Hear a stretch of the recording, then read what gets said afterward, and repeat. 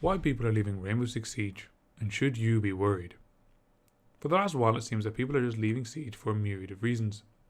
Accomplishing your goals, giving you nothing else to pursue that has seen two of the biggest personalities in R6 stepping down. Reaching the peak of any game has made players question why they want to play.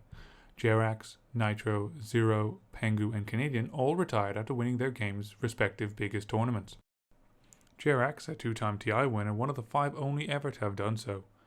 Nitro, a component of the greatest team in NA Counter-Strike with the fastest Grand Slam since the dawn of the Counter-Strike circuit.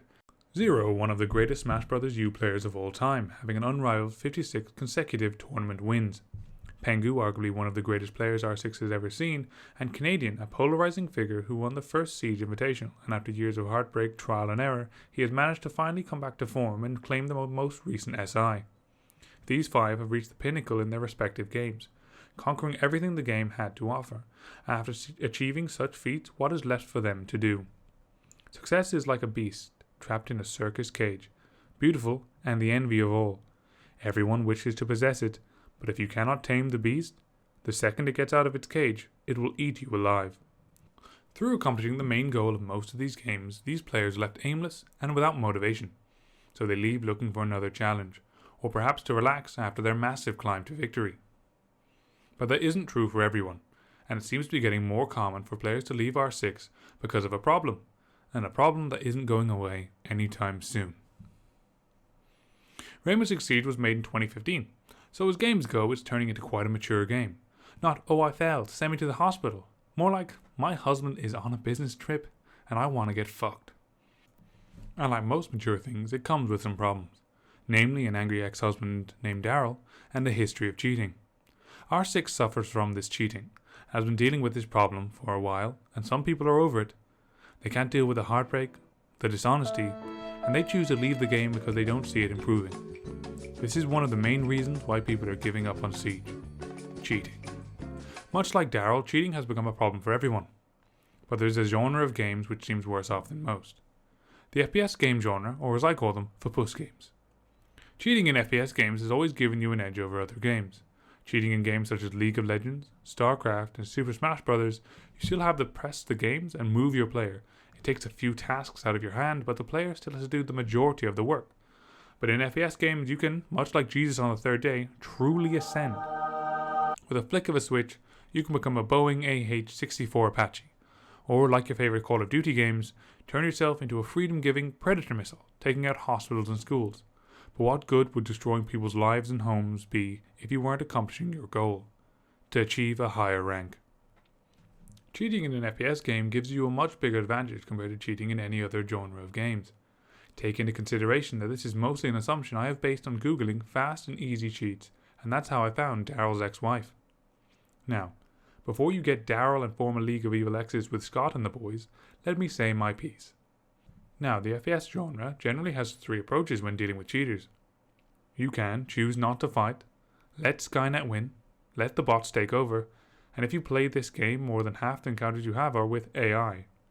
Alternatively, what Valve has done is using the process of segregation, you can separate the vermin, giving them their own little paradise and separating them from your more serious players. And the final solution, which Rainbow Six Siege, Fortnite and Overwatch have chosen to do, is to fight the power. Now hackers in gaming have evolved. They are no longer these mutated sewer rats that code in the shed out the back. They are now running a business, they are actively hacking, trying to find exploits and make as much money as they can. In other games, cheaters slink about, trying to remain somewhat hidden. But in Siege, cheaters do not give a shit. These hackers see Ubisoft as a joke, so much so that one incredibly smart hacker went on a national news broadcast and explained how he made cheats in Ubisoft's game. He thought Ubisoft didn't care, like us all, but is now being slowly suffocated by the game giant. Much like a gay man in a very close family, cheaters in Siege are open about it. These aren't your father's rodents. These rodents have bikes, shades, and do not give a fuck. Now, despite the cheaters having a firm grasp on the shaft of the competitive integrity of Rainbow Six Siege, it does not mean that they are winning. Because when Rainbow was first released, for all intents and purposes, the hackers had won. Upon release, Rainbow Six Siege had no anti-cheat and gave the hackers access to the code, the secret source, the ephemeral word.exe. At this stage, it's game over. you have succumbed to the rodents. You were riddled with the rat. But Ubisoft extended its crusty and malformed fingers to take back its game.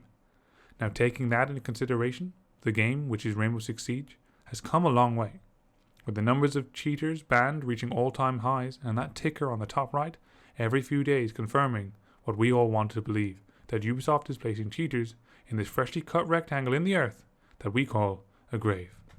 But is this all too little and too late? Well, in the words of the leftist liberals, it comes down to personal opinion. And for me, personally, no, it is not too late.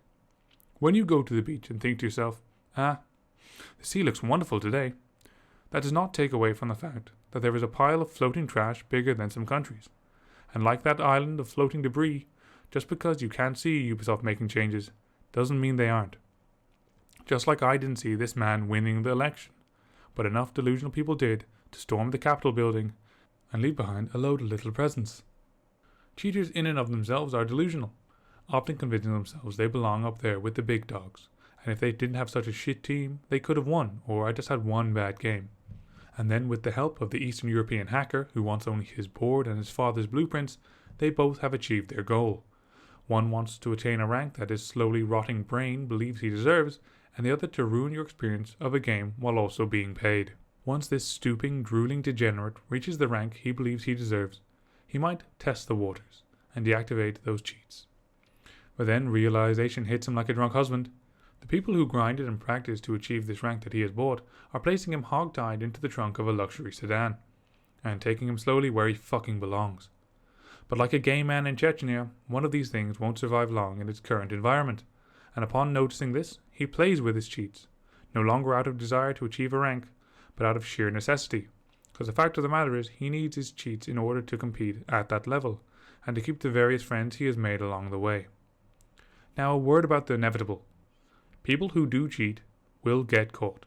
It may take time, but eventually Ubisoft will have all the cheaters in very uncomfortable positions. These hackers, as a majority, reside in the upper ranks of their chosen games. In Siege, it's about here, or as I call it, cum zone. Because either way, your shit is getting fucked. And on the off chance you do not run into cheaters, you will run into a little Asian man who hoards Elo like a dragon in a fantasy realm.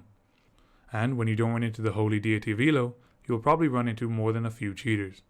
Now, being in the upper crust of a video game is not all bad. You have accomplished something most people struggle to do.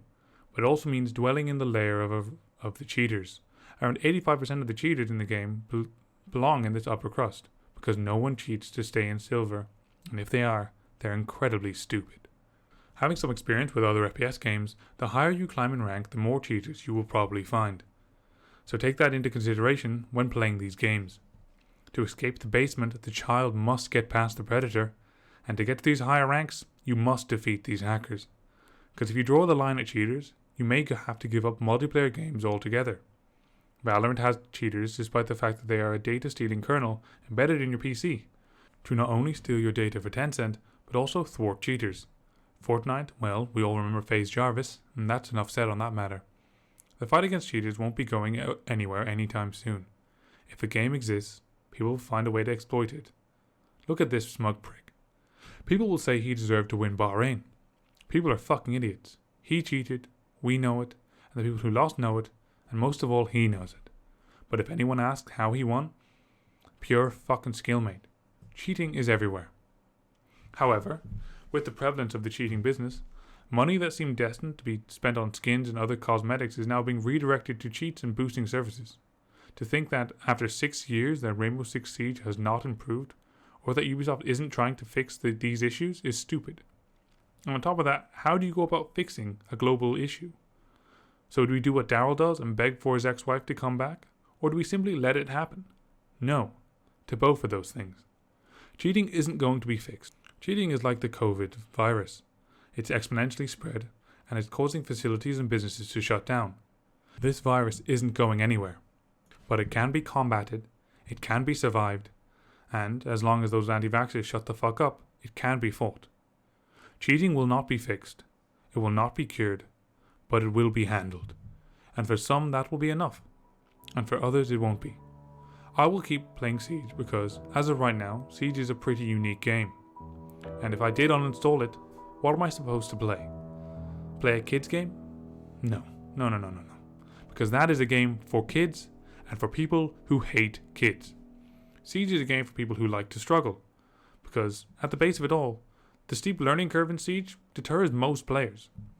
So in conclusion, should you be worried about people leaving Rainbow Six Siege? Fuck no. Because that's their choice. Just like how people choose to live off supplements and fake meat, I choose to have prostate cancer and a fucking burger. And it's not because the burger gives me protein or X, Y, and Z. It's because I like the taste of it. Plain and simple.